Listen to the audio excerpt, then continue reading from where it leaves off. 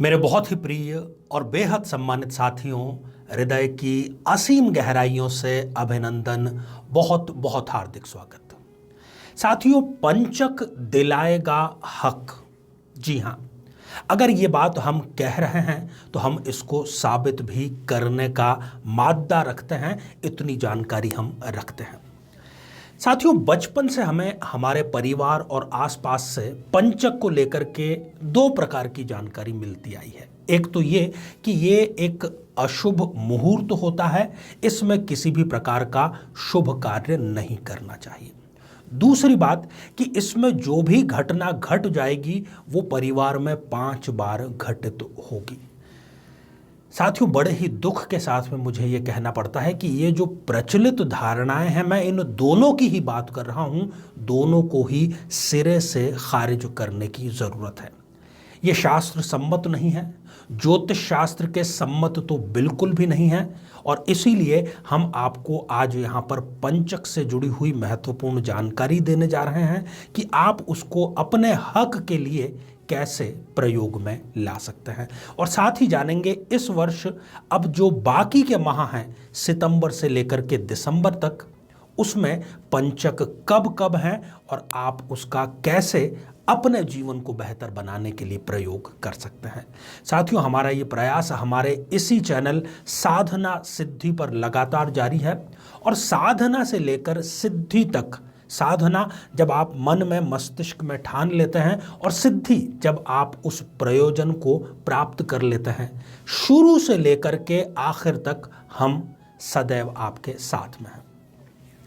साथियों, ज्योतिष मुहूर्त विज्ञान में बहुत अधिक बिलीव करता है और करना भी चाहिए। मुहूर्त दो प्रकार के हो सकते हैं, या तो मुहूर्त शुभ होता है जो कि उस कार्य को बेहद आसान बना देता है, शुभ बना देता है, और दूसरा होता है अशुभ मुहूर्त जो कि बाधाओं को स्वयं आमंत्रित करता है, और कई बार तो बाधाएं इतनी अधिक आ जाती हैं कि हमें उस कार्य को बीच में ही छोड़ना पड़ सकता है। ग्रहों और नक्षत्रों की जो चाल है, जो गति है, उसी से निर्धारण होता है कि आज का जो दिन है, आज का जो समय है, क्या वो शुभ है या फिर अशुभ है। साथियों, पंचक और कुछ भी नहीं, कुछ अशुभ नक्षत्रों का योग है जो कि लगभग प्रत्येक माह में घटित होता ही होता है। अब चूंकि मैंने शुरुआत में क्या बात की हक की, अधिकार की।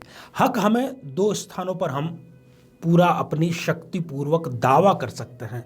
एक तो हमारा स्वयं का घर, कुटुंब, परिवार, जहां पर कि हमारा पैतृक संपत्ति पर अधिकार होना चाहिए, पैतृक अधिकारों पर हमारा अधिकार होना चाहिए।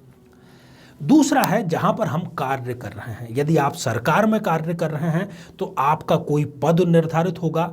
निजी क्षेत्र में भी यदि आप कार्य कर रहे हैं तो उसमें आपका कोई पद निर्धारित अवश्य ही होगा। अब पद से आपके कुछ हक भी जुड़े होते हैं। कई बार होता क्या है कि आपको पद तो प्राप्त होता है परंतु हक सही मायने में प्राप्त नहीं होते। तो इन दोनों को ही, चाहे वो पारिवारिक हो या फिर कार्यालय की बात हो, आप अपना हक प्राप्त कर सकते हैं। सबसे पहले मैं बात करता हूं दो अशुभ पंचकों के बारे में। साथियों, जिस पंचक की शुरुआत रविवार से हो रही है वो निश्चित तौर पर अशुभ ही है। यदि आप उस पंचक से, जो कि रविवार से प्रारंभ हो रहा है, उस 5 दिनों में किसी भी प्रकार का कार्य प्रारंभ करते हैं, जो कि जाहिर सी बात है कि आप अच्छे के लिए ही करेंगे, पर उस कार्य के कारण आपको मानसिक और शारीरिक पीड़ा बेहद झेलनी पड़ सकती है। इसलिए जो रविवार से शुरू होने वाला पंचक है उस पर हम पूरी तरीके से क्रॉस कर देते हैं। दूसरा मैं बात करूंगा, वो भी एक नेगेटिव पंचक है, और वो है शुक्रवार से शुरू होने वाला पंचक, जिसको कि कहा गया है चोर पंचक। यदि इस पंचक में आप कोई भी कार्य करते हैं, खास तौर पर व्यापार से जुड़ा हुआ, तो वो व्यापार निश्चित रूप से घाटे में जाएगा। कोई भी निवेश यदि करते हैं तो वो भी आप निश्चित जानिए कि डूबत खाते में ही आपको लिखना है। अब आ जाते हैं हम आज के मुद्दे पर, और दो उन पंचकों को जानते हैं जो कि आपके लिए आपके हक को, अधिकार को दिलाने वाले साबित अवश्य होंगे।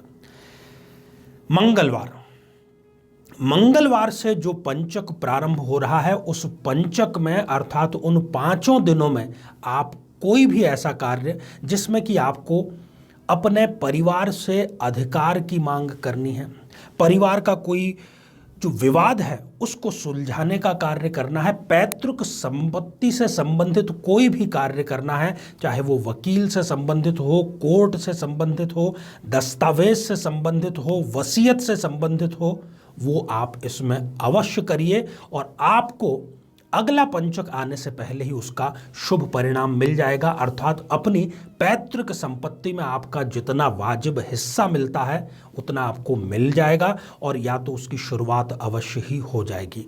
परंतु इस मंगलवार से शुरू हो रहा है पंचक, जिसको कि अग्नि पंचक कहा जाता है, निर्माण कार्य और व्यापार कार्य नहीं करना है, ये सिर्फ पैतृक संपत्ति के संबंध में है। अब दूसरा हक हमारे कार्यालय, हमारे ऑफिस स्थल की बात है। जो पंचक सोमवार से प्रारंभ होता है उसको ज्योतिष की भाषा में कहा जाता है राज पंचक।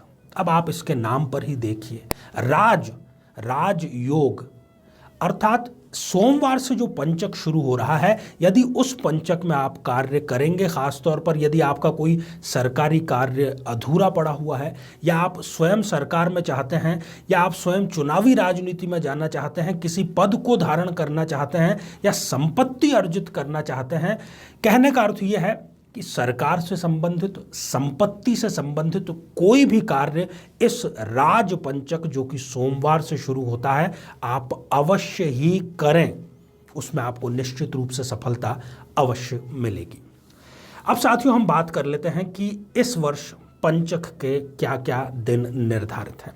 सितंबर की यदि हम बात करें तो 18 सितंबर से लेकर के 23 सितंबर 2021 तक पंचक है। अक्टूबर में यदि बात करें तो 15 अक्टूबर से लेकर के 20 अक्टूबर तक पंचक है।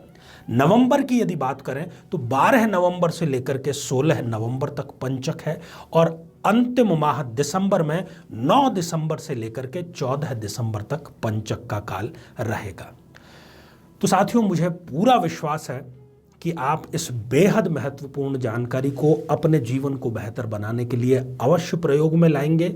अधिक से अधिक लोगों को इसका शेयर आप ज़रूर करेंगे और इसी प्रकार की रोचक और जीवन को बेहतर बनाने वाली जानकारियों को और अधिक गहराई से जानने के लिए हमारे चैनल को सब्सक्राइब ज़रूर कर लें। साथियों आप सभी स्वस्थ, समृद्ध और शांतिपूर्वक जीवन व्यतीत करें। नमस्कार।